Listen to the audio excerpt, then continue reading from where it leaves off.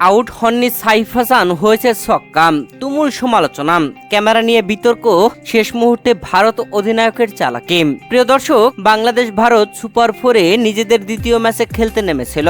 আর এই ম্যাচে ভারত আগে ব্যাট করে বাংলাদেশকে 169 রানের টার্গেট দেয়। সেই রানের টার্গেটে ব্যাট করতে নেমে বাংলাদেশ শুরু থেকেই পরপর উইকেট হারাচ্ছিল। তবে এক প্রান্ত আগলে রেখে খেলেন সাইফ হাসান। শেষ পর্যন্ত লড়েছেন একাই। সাইফ হাসান আর পারভেজ হোসেন ইমনের রান ছাড়া বাংলাদেশি ব্যাটারদের রানগুলো দেখলে মনে হয় টেলিফোন নাম্বার 0-1-5-7 এরকম রান করেছে বাংলাদেশি ব্যাটাররা। তবে শেষ দিকে এসে সাইফ হাসানের আউটে এখন তুমুল সমালোচনা হচ্ছে।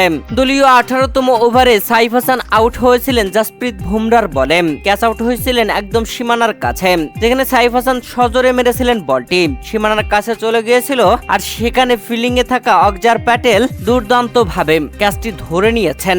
একবার তো মিস করে ফেলেছিলেন, তবে দ্বিতীয় দফায় বলটি ধরেছেন। তার পা ছিল একদম সীমানা ঘেঁচে। তবে টিভি রিপ্লেতে এটা বারবার দেখানো হয়নি, মাত্র একটিবার দেখানো হয়েছে, তাও এক ক্যামেরার ভিডিও দেখানো হয়েছে, যাতে স্পষ্টত বোঝা যাচ্ছিল না যে আসলে সীমানা থেকে কতটুক দূরত্বে।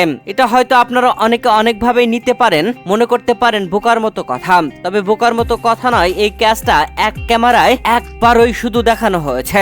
বলছি না যে সাইফ হাসান থাকলে বাংলাদেশ জিতত, তবে সাইফ হাসানের রান বাড়তো, বাংলাদেশ আর একটু ভালো করতে পারত।